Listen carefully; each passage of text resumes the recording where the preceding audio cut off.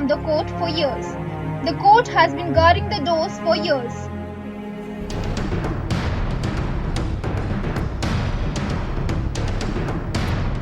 Yes, this truth has appeared before the Delhi High Court that false rape cases were charged against Baba in the year 2017, one among which has also been cleared. This is the story of Urmila Devi of Maharajganj, whom the conspirators had turned into a pawn. Not only the opponents but the high-ranking officers of Delhi were also involved in this conspiracy. Today let us listen to her story in her own words, how she exposes the false allegations leveled in the year 2017-18. After which you will realize how on the basis of monetary power, not only the Indian media but also the corrupt government officers are ahead in turning the lie into truth. Om Shanti. मैं उर्मिला माता बहादुर वेदांत महाराजगंज, पति राजेंद्र प्रसाद। मैं इस आध्यात्मिक विद्यालय से 2007 से जुड़ी हुई हूँ। मेरा लौकिक का भाई था जिसका नाम लालजी देवरिया जिला कराने वाला। उसके जीवन को देखते हुए, उसके अनुभव को देखते हुए उसने ही मुझे यहाँ का संदेश दिया था 2000 से पहले ही। संदेश को सुनकर के ही तो मुझे बहुत अच्छा लगा था। 2007 में मैं इस विद्यालय से जुड़ भी गई थी। इस विद्यालय से जुड़ने के बाद में यहाँ की सच्चाई, सफाई, शुद्धता, पवित्रता मेन हमको पसंद है। यहाँ की पवित्रता, यहाँ कन्याओं को कितनी सुरक्षा है जो कि हम माता पिता अपनी कन्याओं को नहीं दे सकते हैं। आज की दुनिया कैसी हो गई है, अपने बच्चों को ध्यान नहीं दे रहे हैं। बच्चे हमारे कहाँ जा रहे हैं, कैसे जा रहे हैं, किसके साथ जा रहे हैं। और यहाँ तो कितनी सेफ्टी थी। इस भरोसे, इस विश्वास पे, इसको देखते हुए मुझे बहुत ही ज्ञान अच्छा लगा। ऐसे नहीं था कि मेरे पास कोई कुछ था नहीं बच्चों के लिए ला करके इस विद्यालय में छोड़ दिए, नहीं। मैं एक सच्चाई, सफाई और सुरक्षा, जो सुरक्षा यहाँ दिया जाता है वहाँ बाहर दुनिया में हम माता पिता नहीं दे पाते। एक यही ऐसा जगह है जो कन्याओं की सेफ्टी है। कन्याएं कहीं जाए तो उनके साथ माता जाए। कोई भी बात हो तो माताएं आगे हो करके काम कर लेती हैं। कन्याएं को सेफ्टी दिया जाता है, पर्दे के अंदर रहती हैं। ये सारी चीजें मुझे पसंद आई। इसकी वजह से इस विद्यालय से जुड़कर मैं अपनी 4 कन्याओं को इस विद्यालय में पढ़ने के लिए छोड़ दी। मेरे ही पति 2011 में इस विद्यालय के ऊपर मम्मा बाबा सहित 10 लोगों का झूठा अपहरण में नाम डाल दिए हैं, जिसमें मेरे पिताजी और 4 भाई भी शामिल थे।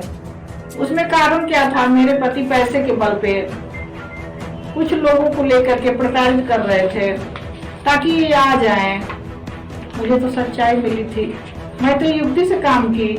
मैं उस केस को लेकर के, झूठे अपहरण का केस जो पड़ा था, हाई कोर्ट इलाहाबाद चली गई, जहां पे मेरे पति ने पैसे के बल पे कोर्ट को खरीद लिया और कोर्ट ने मेरी केस को खारिज कर दिया। कुछ दिनों के बाद उस केस को लेकर मैं दिल्ली सुप्रीम कोर्ट को चली गई। सुप्रीम कोर्ट में मेरे चल रहे थे केस 2012 से लेकर 2015 में कोर्ट के सामने। मैं और मेरी बेटियां दोनों तीनों जाकर के कोर्ट के सामने बोली, नहीं, हम लोगों का अपहरण नहीं हुआ है, हम लोग तो अपनी स्वेच्छा से आए हैं। कोर्ट ने हमारी सुनवाई करते हुए केस को खारिज कर दिया। 2015 में जब मैं दिल्ली से केस खत्म होने के बाद सुप्रीम कोर्ट का गोरखपुर गई, तो गोरखपुर में मेरा रहने का स्थान था बरगदवा। सीमा माताजी, जयप्रकाश भाई त्रिपाठी, ये लोग सहयोगी थे, मेरे कोर्ट में आना जाना करते थे। इन लोगों को लेकर मैं आनंद नगर महाराजगंज को केस देखती थी। 2015 में सीमा माताजी को कोई दिल्ली का भाई जिसका नाम था शारदा प्रसाद, वो भाई भी इस विद्यालय से जुड़े थे। सीमा माताजी भी इस विद्यालय से जुड़ी थी। उस समय सीमा माता को उस भाई ने पता नहीं कौन सा ज्ञान कैसा सुना करके वो माताजी का बुद्धि मोड़ लिया था। फिर माताजी ने ज्ञान हमको सुनाया। मुझे तो ज्ञान नहीं पसंद आया, मगर मेरे पति राजेंद्र जी को उस माताजी ने मिला लिया। जी भाई, अभी ये केस हम खत्म करवा देते हैं और आपके नाम से सारा ट्रांसफर करवा देते हैं। केस खत्म होने के बाद में वहाँ मैं थोड़ा सा कमजोर पड़ गई क्योंकि मेरा बेटा छोटा था, जिसको मैं घर में भेज दी थी। लेकर तो आई थी, बेटा छोटा था। मत पढ़ाई की वजह से फिर उसको भेजना पड़ा। उसकी वजह से जाने के बाद में मेरे पति फिर से वही दोहरा दिए, मेरे बेटियों को लेकर आओ, बेटियों को लेकर आओ। 2016 में देवरिया कराने वाला लालजी भाई ने काफी प्रेशर बनाया कि नहीं आप चाहें जैसे जाकर लाइए। वो भी मेरे पति से मिल गया। कहते हैं ना एक एक मिलकर 11 हो जाते हैं। बांदा का रहने वाला ब्रजेश भाई, माया माता, बहुत मेरे से झूठ बुलवाना चाहा माया माता को लेकर के, मगर मैं माया माता ब्रजेश भाई को इनकार कर दी। ब्रजेश भाई का कहना था कि माता जी के जैसे आप 2011 से 2015 5 साल अंदर रही हैं, तो आप बोलिए ना माया माता जी के साथ भी दुष्कर्म बाबा जी कर रहे थे और हम देखे थे। मैंने इनकार कर दी, नहीं भाई मैं ऐसे नहीं बोल सकती, ऐसे कैसे बोल सकती है। मैं उस ब्रजेश भाई को डांटा फटकारा और इनकार कर दी बोलने के लिए। 2015 से ही इस विद्यालय से जुड़े एक पंकज भाई नाम का भाई था, जो गांव का करोई का सोनीपत का रहने वाला था। उस भाई ने अपने तरीके से ज्ञान सुनाने लगा, अपने को भगवान साबित करने लगा और इस विद्यालय के जिज्ञासुओं को उल्टा पलटा ज्ञान सुना के तोड़ने लगा। उसमें भाई नंद किशोर दिल्ली का रहने वाला, वो भाई पुलिस में रह चुका था। सोनीपत का रहने वाला राजकुमार भाई, जो कि वो भाई बहुत सी सेवाधारी था। ये सारे लोग उस पंकज भाई के प्रभाव में आकर के और मेरे लाल जी भाई को भी मिला करके ये लोग साजिश रचे, जिसमें ये लोग विजय विहार पुलिस स्टेशन जाकर के पुलिस वालों से मिल करके इस आश्रम को बंद कराने के लिए षड्यंत्र रचे। दिल्ली के काफी अधिकारी भी इसमें मिले थे, जो कि दिल्ली मधुबन चौक पे एक अधिकारी के पास ले गए थे। एसीपी था वो, उसने भी काफी विरोध किया इस विद्यालय का। पुलिस वालों को इसी की इंतजार थी, ये कोई अंदर से रहने वाली काफी दिन की मिले तो उनको लेकर के हम लोग चढ़ाई करें, क्योंकि उसके पहले दिल्ली के काफी अधिकारियों ने किसी बहन का माता पिता मिलने आए थे और वो लोग जब अंदर मिलने के लिए आए तो उस बहन ने ऐसे ज्ञान सुनाया जो कि इन अधिकारियों को थप्पड़ जैसा लगा। यारे यहाँ की रहने वाली कन्याएं माताएं तो जैसे आसमान से बात करती हैं, है क्या यहाँ पे। उसी का बदला लेना था इस पुलिस वालों को, अधिकारियों को, इसलिए इन लोगों को तलाश थी कोई अंदर की रहने वाली। 2011 से 2015 तक काफी दिन तो मैं अंदर ही रही थी ना, इसलिए मुझे उन लोगों ने मोहरा बना लिया। ऐसे 64 के बयान के लिए मजिस्ट्रेट के सामने गई। जिस तरह से नंद किशोर भाई और लोग मिल करके लेटर तैयार किए थे, उस तरह से तो मैं बयान नहीं दे पाई। उस समय मजिस्ट्रेट दिल्ली पुलिस का रहने वाली प्रियंका सिंह थी, जिनके सामने मैं बयान दे रही थी। उनकी कलम रुक गई और पूछने लगी, क्या माता जी मैं जान सकती हूँ, मुझे तो आपको देखकर लगता नहीं है कि आपके साथ रेप हुआ है और इसके पीछे आपको कोई उकसा रहा है। वैसे ही नंद किशोर भाई ने जब 164 का बयान था तो मुझे एक ऐसी लेटर दिया था जो कि उस लेटर के अनुसार मेरे मुंह से वो बात ही नहीं निकली। बाबा जी के ऊपर इतने काफी आरोप के लिए बाबा जी ने ऐसे किया, बाबा जी ने वैसे किया। जब 64 के बयान में मेरे द्वारा इन लोगों की कामयाबी हासिल नहीं हुई, जिससे विपनेश मैडम, वह दिल्ली पुलिस में इंस्पेक्टर रह चुकी थी, वह मैडम भी काफी उस्काई। आप जितने अच्छे से बोलोगे, जितने अच्छे से बयान दोगे, तो उसमें हमको सच वारंट मिलेगा। सच वारंट मिलने के बाद में हम सब विद्यालय को बंद करा देंगे, बाबा जी को जेल करा देंगे। जो कि किसी वकील से उसने एक एप्लीकेशन तैयार करवाया था, जो कि मेरे से 3000 रुपये भी दिलवाया था, जो कि FIR में मैंने ये नहीं लिखवाई थी जी वहां पर ऐसे कुछ होता है। फिर नंद किशोर भाई ने अलग से क्या षड्यंत्र बनाया, ये झूठा FIR दर्ज कराया, ये माता जी के साथ ऐसे दुष्कर्म हुआ, जो कि कुछ हुआ ही नहीं था। जिस तरह से बोलने के लिए वो भाई बोलता था, मैं नहीं बोल पाती थी। मेरे ही सामने बहुत गंदी गंदी बातें सुनाता था। यहाँ तक कि मुझे कई बार डांटा फटकारा, तू बहुत ही हरामजादी है, तुझको पता नहीं है। मगर मैं चुप रहती थी, इसलिए ये लोग मेरे चुप रहने का फायदा उठाते हुए तो आज मैं इन लोग का जो चेहरा मोहरा है प्रत्यक्ष करना चाह रही हूँ, ताकि सब लोग के सामने इन लोगों का चेहरा आ जाए, सब लोग समझे और जाने सुने इस षड्यंत्र के पीछे कितने कितने षड्यंत्रकारियों ने था। 2018 में हाई कोर्ट में जब सब लोगों ने केस डाला था, उस समय मेरे पास सीमा एनजीओ नंद किशोर ने बार बार फोन करके बुलाया था। उस समय मैं, मेरे पति और भाई लाल जी, सीमा गोरखपुर की रहने वाली जयप्रकाश त्रिपाठी, सब लोग कोर्ट में गए थे। कोर्ट के सामने जब बयान हुआ तो सब लोगों ने मेरे से झूठ बोलने को कहा, आप ऐसे ऐसे झूठे आरोप लगाइए, ऐसे होता है, वैसे होता है, ये होता है, वो होता है। 2017 में ही सीमा शर्मा मेरे घर फोन कर करके, उर्मिला जी आपकी 4 बेटियां हैं ना इस विद्यालय के अंदर, आप आ जाओ यहाँ दिल्ली में, और हम जो अभी यहाँ की एनजीओ हैं हम काम कर रहे हैं, आपकी बेटियों को हम निकाल देंगे। ऐसे कितनी बार ने सीमा शर्मा ने फोन की। 2018 में जब दिल्ली में हम आए तो ये सारे मिल करके हंगामा किए और हंगामा करके विद्यालय पे चढ़ाई किए। कुछ बाद में सीमा एनजीओ ने मेरे से पूछी कि क्या उर्मिला दीदी आप मुझे बता सकती हैं क्या सच्चाई है। मैं सीमा शर्मा एनजीओ से बताएं, जब दीदी देखो कुछ है तो नहीं, ऐसे झूठ में नंद किशोर भाई और ये सारे भाइयों ने मिलकर षड्यंत्र बनाया है। अब मोहरा बना करके मेरे द्वारा इन लोगों ने झूठा अपहरण के झूठा FIR दर्ज कराया, जिसमें ना तो मुझे पढ़ने दिया और ना तो मुझे बताया। सिर्फ ये लोग हर पेज पे मेरी साइन लिए, अपनी मनमत पेश करके। नंद किशोर भाई का षड्यंत्र था। जब मेरे द्वारा एक काम हासिल नहीं हुआ, सच वारंट इन लोग को नहीं मिला, तो नंद किशोर भाई ने अगला मोहरा अपनी बेटी रचना को बनाया, जो कि 2000 में ही वो रचना बहन इस विद्यालय में आई थी और उसको 2018 में एक केस फिर से तैयार हुआ। ये अभी विपनेश मैडम ने खुद मेरे से कही, देखो 2000 का एक केस लेकर के आज 2018 में इसको दर्शाया जा रहा है, क्या इससे साबित कुछ होगा?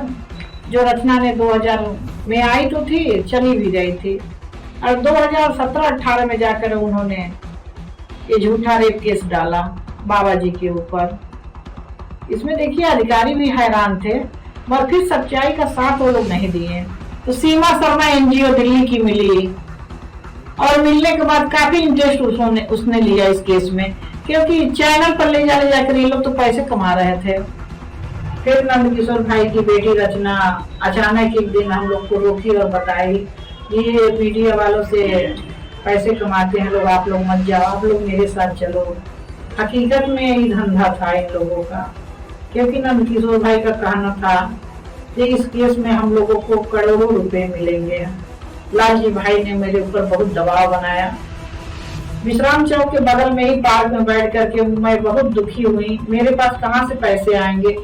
मेरे पास कुछ पैसे थे, सामान थे, जिसमें लाल जी भाई की नजर थी। आप वो सामान और पैसे सारा दे करके दीजिए, क्योंकि जब बुद्धि खराब होती है तो लोगों की इंसानियत भूल जाती है, जिस कारण लाल जी भाई नंद किशोर भाई वो फिर से मिले थे। इन लोग के अंदर लोग लालच आ गया था, इसमें हम लोग की भी कुछ कमाई हो जाए। कृष्णा पाहुजा भी मेरे से 50,000 मांग रहे थे। नंद किशोर भाई ने विश्राम चौक पर एक वकील से मिलने के लिए बोला था इस केस के लिए। उस वकील ने भी 5 लाख रुपए मेरे से मांग रहे थे। ये सारे झूठों का साथ देख करके मैं छोड़ दी। छोड़ने के बाद में मैं अपना केस को सच्चाई साबित करते हुए फिर से मैं इस विद्यालय से जुड़ गई। सारी दुनिया झूठी है, एक ही सच्चा है। जब मैं कोर्ट के सामने गई और कोर्ट में तो पहले शपथ लिवाया जाता है ना, जो बोलेंगे सत्य के सिवा झूठ नहीं बोलेंगे। उस समय मेरी आंखें खुल गई, जरे ये तो सच्चाई है, मेरे साथ तो कुछ हुआ ही नहीं है। अपने किए हुए कर्मों का पश्चाताप हुआ, इतना बड़ा मेरे द्वारा इन लोगों ने लालछन लगवाया, इसलिए मैं अपनी केस वापस ले ली, कोर्ट के सामने सच्चाई को रख दी। मगर मेरी केस जो भी मैं बोली कोर्ट में सीबीआई को ले ली। सीबीआई ने जब मेरी केस की इंक्वायरी की तो सीबीआई ने भी वो भी अपनी सच्चाई को न दिखा कर वो भी मेरे ऊपर जोर दबाव बनाए, धमकियां दिए। ये आगे यदि चाहेंगे आप केस को वापस लेना तो आपको जेल जाना होगा। ये केस अभी वापस नहीं आप ले सकती हैं, इस केस को वापस नहीं आप ले सकती हैं क्योंकि सीबीआई के हाथ में केस आ गई है। इस केस के लिए हमको संजय ढल और संजय ढल के साथ रहने वाले सहयोगियों ने डराया था, आप आगे से केस नहीं वापस ले सकती हैं, नहीं तो उल्टा केस आपके ऊपर हो जाएगा। जब कोर्ट में मेरी पेशी हुई तो पहले से ही सीबीआई के आदमियों ने, जिसका नाम पंकज था, जो कि कोर्ट के नियम के आधार से कोर्ट में ही मिलना होता है, मगर जैसे ही मैं दिल्ली आई वैसे ही सीबीआई के आदमियों ने मेरे पास पहुंच करके मुझे 4 घंटा में बहुत उलझाया था। आपको ऐसे बोलना है, आपको ऐसा, अरे केस तो मेरी है ना, मैं क्यों नहीं बोलूंगी। दूसरे दिन 8 बजे ही मुझे कोर्ट में बुला लिया, अलग से बैठा कर मुझे बहुत परेशान किए, आपको केस में ऐसा बोलना है वैसा बोलना है। चलो ठीक है। जब मुझे कोर्ट के सामने जाना पड़ा, कई लोगों ने कोर्ट के सामने जाकर बात रखी जो इनकी तबीयत ठीक नहीं है, बयान नहीं देगी, और मुझे तो बयान देना था। मैं तो कोर्ट के सामने कह दी नहीं, मुझे बयान देना है, मेरी तबीयत ठीक है। पहली बयान के बाद मुझे सीमा शर्मा एनजीओ ने, दिल्ली की रहने वाली थी, बहुत डराया धमकाया। जब हम लोगों का, सारे अधिकारियों का मिलकर इसमें लाखों रुपए खर्च हुए हैं, आप तो इस केस में पानी फेर दिया। मगर ये समझ जाओ, पिछली बयान पे जब तुम आओगी तो पिछला ही बयान देना होगा कि मेरे साथ ऐसा ऐसा हुआ है। यदि ऐसा बयान नहीं दोगी तो तुम्हारी दिल्ली में हत्या कर दी जाएगी। मुझे सीमा शर्मा के बातों से डर नहीं लगा, नहीं, किशोर ने ही बहुत मुझे डराया धमकाया। कोर्ट का जज ने भी हड़काया था। आपकी इस केस में पता है 11 साल की जेल है। मेरे पति ने भी बहुत उलझाए, जो कि मुझे आने जाने का खर्चा नहीं देते थे, न केस के लिए मुझे आने देते थे, लड़ाई झगड़ा घर में, क्योंकि मेरे बेटे को मेरे साथ नहीं भेजते थे। मरे एक भगवान के भरोसे में उस केस को आगे बढ़ी हिम्मत करके मैं दिल्ली पुलिस को, दिल्ली कोर्ट को, महाराजगंज पुलिस को, महाराजगंज कोर्ट को मैंने लेटर भेजी, जिसपे मेरी सुनवाई हुई। सुनवाई के साथ मुझे वहाँ से सुरक्षा मिला, जिस सुरक्षा के आधार से मैं कोर्ट तक आना जाना करके अपने केस को खत्म कर दी। मैं कोर्ट में जब निर्दोष साबित कर दी, मेरे साथ कुछ नहीं हुआ, तब कोर्ट को इस पे क्या करना चाहिए, इस केस को खत्म कर देना चाहिए। मगर फिर भी बाबा जी को इस केस की वजह से गुप्त रहना पड़ रहा है। देखिए न कैसे दुनिया है, भगवान को आए हुए और भगवान के को अपने ही भक्तों से छुपना पड़ रहा है। सच्चाई इसी में है। ये जो लोगों ने गलतियां किया अभी तक और कर रहे हैं, अब से भी सुधार कर लें। इसी में कल्याण है, इसी में भलाई होने वाली नहीं है। कहते हैं ना, सच्चाई सर पे चढ़ के बोलेगी तो बोलेगी, दूध का दूध, पानी का पानी होना ही है, होगा ही, उसके में समय लगेगा। पर ऐसा है, और यहाँ पे सच्चाई की जगह उस माताओं कन्याओं को इतना परेशान किया जा रहा है। ये कोर्ट का चक्कर काटे हैं, कहते हैं ना, सत्यमेव जयते, लिखा तो है मगर सत्य का न्याय नहीं हो रहा है। न्यायपालिका की हालत ही कुछ ऐसी है, डेट पे डेट पड़ती रहती है। हाँ जी, लोग आते रहते हैं, हताश होकर घर जाते रहते हैं। लेकिन फिर भी आज भी हिंदुस्तान में जब कहीं दो लोगों के बीच में झगड़ा होता है ना, कोई विवाद होता है, तो एक दूसरे से क्या कहते हुए पाए जाते हैं? I will see you in court. क्यों करते हैं भाई लोग ऐसा? हाँ जी, क्योंकि आज भी लोग भरोसा करते हैं, न्यायपालिका पे। उनको भरोसा होता है कि अगर सरकार उनकी बात नहीं सुनेगी, प्रशासन उनकी बात नहीं सुनेगा, पुलिस उनकी बात नहीं सुनेगी, तो कोर्ट सुनेगी उनकी बात, सुनेगी और न्याय देगी। भाई साहब, इस कुर्सी पे बैठा मेरे जैसा हर आदमी, उसका यह कर्तव्य बनता है कि वो इस भरोसे को ना टूटने दे। Urmila Devi fought the war of truth against falsity in court. As for those who created an uproar in the media in 2017-18, none of them are appearing in the court to fight the case. It is because those who want justice seek help from the court, and those who lie create uproar in the media. These are the people who just create uproar in the media.